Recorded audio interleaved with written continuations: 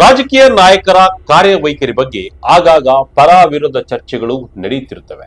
ಅದರ ಜೊತೆಗೆ ಕೇಂದ್ರದಲ್ಲಿ ಸಚಿವರಾದರೆ ಸಂಬಳ ಎಷ್ಟು ಸಿಗಬಹುದು ಅನ್ನೋ ಚರ್ಚೆಗಳು ಆಗಾಗ್ಗೆ ಸಾರ್ವಜನಿಕ ವಲಯದಲ್ಲಿ ಕೇಳಿ ಬರ್ತಿರ್ತವೆ. ಕಳೆದ 7-8 ದಿನಗಳಿಂದ ದೇಶದಾದ್ಯಂತ ಪ್ರತಿಭಟನೆಯ ಮಾತುಗಳೇ ಕೇಳಿ ಬರ್ತಾ ಇದ್ವು. ಶಿಕ್ಷಣ ಸಚಿವರ ರಾಜೀನಾಮೆಯೂ ಆಯಿತು. ಜೊತೆಗೆ ಹೆಚ್ಚುವರಿಯಾಗಿ ನಮ್ಮ ರಾಜ್ಯದ ಸಂಸದರಾದ ಪ್ರಹ್ಲಾದ್ ಜೋಶಿ ಅವರಿಗೆ ಕೇಂದ್ರ ಶಿಕ್ಷಣದ ಖಾತೆಯ ಜವಾಬ್ದಾರಿಯನ್ನು ಕೂಡ ನೀಡಲಾಗಿದೆ. ಅದರ ಬೆನ್ನಲ್ಲೇ ಶಿಕ್ಷಣ ಸಚಿವರು ಸರ್ಕಾರದಿಂದ ಪಡೆಯುವ ಸಂಬಳ ಭತ್ಯೆಗಳ ಚರ್ಚೆಗಳು ಶುರುವಾಗಿವೆ. ಹಾಗಾದ್ರೆ ಅವರ ಸಂಬಳವೆಷ್ಟು?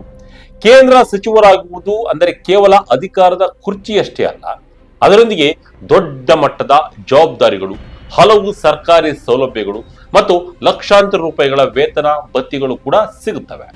ಇತ್ತೀಚೆಗೆ ನೀಟ್ ಯುಜಿ 2026 ಪ್ರಶ್ನೆ ಪತ್ರಿಕೆ ಸೋರಿಕೆ ಆರೋಪದ ಹಿನ್ನೆಲೆಯಲ್ಲಿ ಕೇಂದ್ರ ಶಿಕ್ಷಣ ಸಚಿವ ಸ್ಥಾನಕ್ಕೆ ಧರ್ಮೇಂದ್ರ ಪ್ರಧಾನ್ ರಾಜೀನಾಮೆ ಸಲ್ಲಿಸಿದ ನಂತರ ಈ ಹುದ್ದೆಗೆ ಸಿಗುವ ಸಂಬಳ ಮತ್ತು ಸೌಲಭ್ಯಗಳ ಬಗ್ಗೆ ದೇಶದಾದ್ಯಂತ ಚರ್ಚೆಗಳು ಆರಂಭವಾಗಿವೆ. ಹಾಗಾದ್ರೆ ಕೇಂದ್ರ ಶಿಕ್ಷಣ ಸಚಿವರಿಗೆ ತಿಂಗಳಿಗೆ ಎಷ್ಟು ಸಂಬಳ ಸಿಗುತ್ತದೆ, ಯಾವೆಲ್ಲ ಭತ್ಯೆಗಳು ಮತ್ತು ವಿಶೇಷ ಸೌಲಭ್ಯಗಳು ಸಿಗುತ್ತವೆ, ಲಭ್ಯವಿರುತ್ತವೆ, ಇವೆಲ್ಲವನ್ನು ನೋಡೋಣ. ಸಂಪೂರ್ಣವಾಗಿ ಈ ವಿಡಿಯೋವನ್ನು ನೋಡಿ, ಎಲ್ಲೂ ಸ್ಕಿಪ್ ಮಾಡದೆ. ಪ್ರಹ್ಲಾದ್ ಜೋಶಿ ಅವರ ಹೆಗಲ ಮೇಲೆ ಶಿಕ್ಷಣದ ಜವಾಬ್ದಾರಿ, ಹಲವಾರು ಹುದ್ದೆಗಳನ್ನು ನಿಭಾಯಿಸಿದ ಅನುಭವ. ಎಸ್ ವೀಕ್ಷಕರೇ, ನೀಟ್ ಯುಜಿ 2026 ಪ್ರಶ್ನೆ ಪತ್ರಿಕೆ ಸೋರಿಕೆ ಆರೋಪದ ಹಿನ್ನೆಲೆಯಲ್ಲಿ ಹಲವು ವಾರಗಳಿಂದ ದೇಶದ ವಿವಿಧ ಭಾಗಗಳಲ್ಲಿ ಪ್ರತಿಭಟನೆಗಳು ನಡೆಯುತ್ತಿದ್ದವು. ಈ ಬೆಳವಣಿಗೆಗಳ ನಡುವೆ ಕೇಂದ್ರ ಶಿಕ್ಷಣ ಸಚಿವರಾಗಿದ್ದ ಧರ್ಮೇಂದ್ರ ಪ್ರಧಾನ್ ತಮ್ಮ ಸ್ಥಾನಕ್ಕೆ ರಾಜೀನಾಮೆಯನ್ನ ಸಲ್ಲಿಸಿದರು. ರಾಷ್ಟ್ರಪತಿ ದ್ರೌಪದಿ ಮುರ್ಮುರವರು ರಾಜೀನಾಮೆಯನ್ನ ಅಂಗೀಕರಿಸಿದ ಬಳಿಕ ಕೇಂದ್ರ ಸಚಿವ ಪ್ರಹ್ಲಾದ್ ಜೋಶಿ ಅವರಿಗೆ ಕೇಂದ್ರ ಶಿಕ್ಷಣ ಸಚಿವಾಲಯದ ಹೆಚ್ಚುವರಿ ಜವಾಬ್ದಾರಿಯನ್ನ ನೀಡಲಾಗಿದೆ. ಈ ನಾಯಕತ್ವ ಬದಲಾವಣೆಯ ನಂತರ ಕೇಂದ್ರ ಶಿಕ್ಷಣ ಸಚಿವರ ಹುದ್ದೆಯೊಂದಿಗೆ ದೊರೆಯುವ ಸಂಬಳ, ಭತ್ಯೆಗಳು ಮತ್ತು ಸರ್ಕಾರಿ ಸೌಲಭ್ಯಗಳ ಬಗ್ಗೆ ಜನರಲ್ಲಿ ಕುತೂಹಲ ಸಾಧಾರಣವಾಗಿ ಹೆಚ್ಚಾಗಿದೆ. ಕೇಂದ್ರ ಶಿಕ್ಷಣ ಸಚಿವರು ಸಚಿವ ಸಂಪುಟದ ಸದಸ್ಯರಾಗಿರುವುದರ ಜೊತೆಗೆ ಲೋಕಸಭೆ ಅಥವಾ ರಾಜ್ಯಸಭೆ ಸದಸ್ಯರೂ ಆಗಿರುತ್ತಾರೆ. ಹೀಗಾಗಿ ಅವರಿಗೆ ಸಂಬಳದ ಜೊತೆಗೆ ಹಲವು ಅಧಿಕೃತ ಸೌಲಭ್ಯಗಳನ್ನ ಕೇಂದ್ರ ಸರ್ಕಾರ ಒದಗಿಸುತ್ತದೆ. ಅದಕ್ಕೂ ಮುನ್ನ ನೂತನ ಕೇಂದ್ರ ಶಿಕ್ಷಣ ಸಚಿವರಾದ ಪ್ರಹ್ಲಾದ್ ಜೋಶಿ ಅವರ ಬಗ್ಗೆ ಒಂದಿಷ್ಟು ತಿಳಿದುಕೊಳ್ಳೋಣ. ಕರ್ನಾಟಕದ ಧಾರವಾಡ ಲೋಕಸಭಾ ಕ್ಷೇತ್ರದ ಸಂಸದರಾಗಿದ್ದಾರೆ. ಇವರು ನವೆಂಬರ್ 27, 1962ರಲ್ಲಿ ವಿಜಯಪುರದಲ್ಲಿ ಜನಿಸುತ್ತಾರೆ. ಹುಬ್ಬಳ್ಳಿಯ KS ಕಲಾ ಕಾಲೇಜಿನಲ್ಲಿ BA ವ್ಯಾಸಂಗವನ್ನ ಮಾಡಿರ್ತಾರೆ. 2004ರಿಂದಲೂ ಕೂಡ ಈ ಕ್ಷೇತ್ರವನ್ನ ಪ್ರತಿನಿಧಿಸ್ತಾ ಇದ್ದು ಸತತವಾಗಿ ಗೆದ್ದುಕೊಂಡು ಬಂದಿದ್ದಾರೆ. ಇವರು ಹಲವಾರು ಹುದ್ದೆಗಳನ್ನ ಅಲಂಕರಿಸಿದ್ದಾರೆ, ಸಾರ್ವಜನಿಕರಿಗೆ ಸೇವೆಯನ್ನು ಸಲ್ಲಿಸಿದ್ದಾರೆ. ಅದರಲ್ಲೇ ಪ್ರಮುಖವಾಗಿ ಗಣಿ, ಕಲ್ಲಿದ್ದಲು, ಸಂಸದೀಯ ವ್ಯವಹಾರಗಳ ಖಾತೆಯನ್ನ ನಿಭಾಯಿಸಿ ಸೈ ಎನಿಸಿಕೊಂಡಿದ್ದಾರೆ. ಅದರ ಜೊತೆಗೆ ಇದೀಗ ಅತ್ಯುನ್ನತ ಹುದ್ದೆಯಾದ ಕೇಂದ್ರ ಶಿಕ್ಷಣ ಖಾತೆಯ ಜವಾಬ್ದಾರಿಯನ್ನು ಕೂಡ ವಹಿಸಿಕೊಂಡಿದ್ದಾರೆ. ಕೇಂದ್ರ ಶಿಕ್ಷಣ ಸಚಿವರಿಗೆ ಒಟ್ಟು ಸಂಬಳವೆಷ್ಟು, ಯಾವ್ಯಾವ ವಿಭಾಗದಲ್ಲಿ ಭತ್ಯೆಗಳು ಸಿಗಲಿವೆ? ಎಸ್ ವೀಕ್ಷಕರೇ, ಮೊದಲು ಸಂಬಳದ ವಿಚಾರಕ್ಕೆ ಬಂದರೆ ಕೇಂದ್ರ ಶಿಕ್ಷಣ ಸಚಿವರಿಗೆ ಪ್ರತಿ ತಿಂಗಳು 1 ಲಕ್ಷ ರೂಪಾಯಿ ಸಂಬಳ ಮೂಲ ವೇತನ ದೊರೆಯುತ್ತದೆ. ಅಂದರೆ ಇದು ಮಾತ್ರ ಅವರ ಆದಾಯವಲ್ಲ, ಇದರ ಜೊತೆಗೆ ಹಲವು ವಿಧ ಭತ್ಯೆಗಳು ಕೂಡ ಸೇರುತ್ತವೆ. ಅವುಗಳಲ್ಲಿ ಪ್ರಮುಖವಾದವು ಕ್ಷೇತ್ರ ಭತ್ಯೆ. ನಮ್ಮ ಕ್ಷೇತ್ರದಲ್ಲಿ ಜನರ ಸಂಪರ್ಕ, ಸಾರ್ವಜನಿಕ ಕಾರ್ಯಕ್ರಮಗಳು ಹಾಗೂ ಕ್ಷೇತ್ರದ ಆಡಳಿತಾತ್ಮಕ ಕೆಲಸಗಳಿಗೆ ಬಳಸುವ ಉದ್ದೇಶದಿಂದ ಪ್ರತಿ ತಿಂಗಳು 70,000 ರೂಪಾಯಿ ಕ್ಷೇತ್ರ ಭತ್ಯೆಯನ್ನು ನೀಡಲಾಗುತ್ತದೆ. ಇದರ ಜೊತೆಗೆ ಕಚೇರಿ ಭತ್ಯೆಯಾಗಿ ಪ್ರತಿ ತಿಂಗಳು 60,000 ರೂಪಾಯಿ ನೀಡಲಾಗುತ್ತೆ. ಈ ಹಣವನ್ನ ಕಚೇರಿ ನಿರ್ವಹಣೆ, ಸಿಬ್ಬಂದಿ ವೇತನ, ಆಡಳಿತಾತ್ಮಕ ವೆಚ್ಚಗಳು ಸೇರಿದಂತೆ ಅಧಿಕೃತ ಕಾರ್ಯಗಳಿಗೆ ಬಳಸಲಾಗುತ್ತದೆ. ಇನ್ನೊಂದು ವಿಶೇಷ ಸೌಲಭ್ಯ ಎಂದರೆ ದೈನಂದಿನ ಭತ್ಯೆ.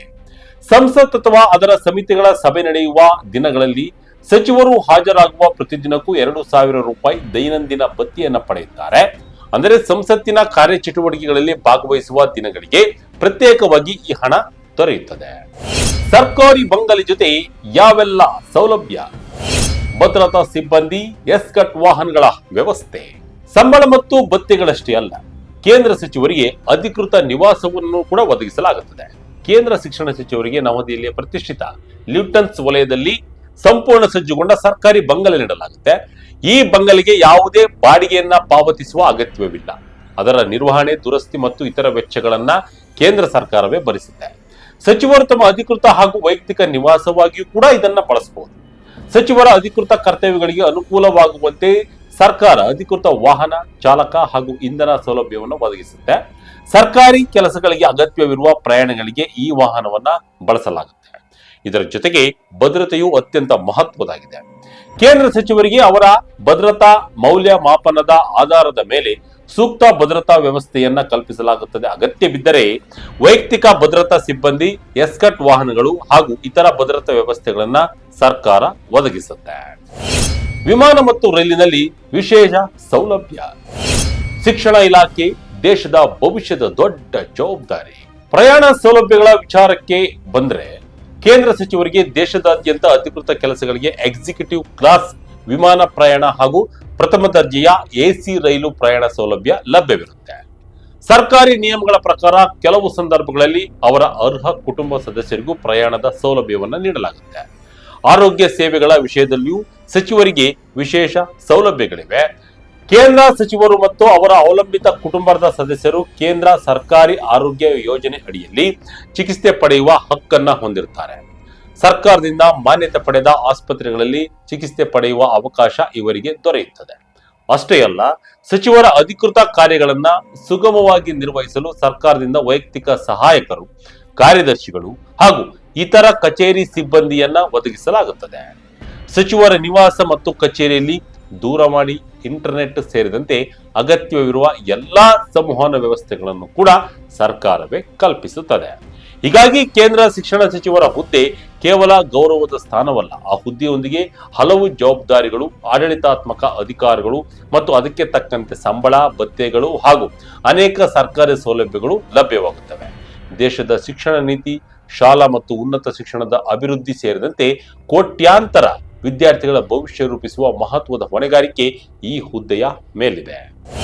ನೂತನ ಸಚಿವರ ಮೇಲೆ ನೂರಾರು ಭರವಸೆ. ಡಿಜಿಟಲ್ ಶಿಕ್ಷಣ, ಪರೀಕ್ಷೆಗಳಲ್ಲಿ ಪಾರದರ್ಶಕತೆ. ಒಟ್ಟಿನಲ್ಲಿ ಕೇಂದ್ರ ಶಿಕ್ಷಣ ಸಚಿವರ ನಿಜವಾದ ಸಾಧನೆ ಅವರ ಸಂಬಳ ಅಥವಾ ಸೌಲಭ್ಯಗಳಿಂದ ಅಳೆಯುವುದಲ್ಲ.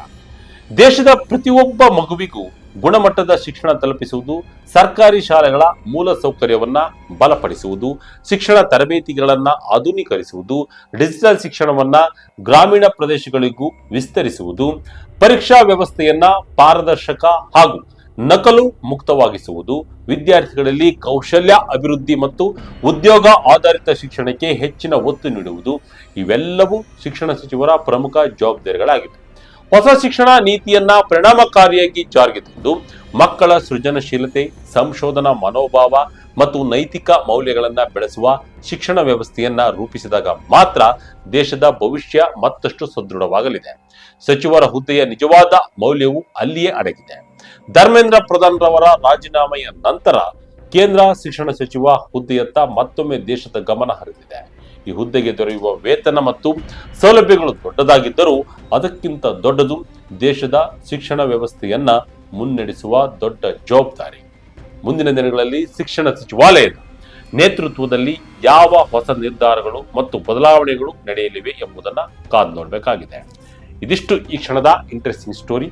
ಇದೇ ರೀತಿಯ ಸ್ಟೋರಿಗಳಿಗಾಗಿ Vijaya Kanaka website, YouTube page, Facebook page follow ಮಾಡ್ತಾ ಇರಿ. ಧನ್ಯವಾದಗಳು.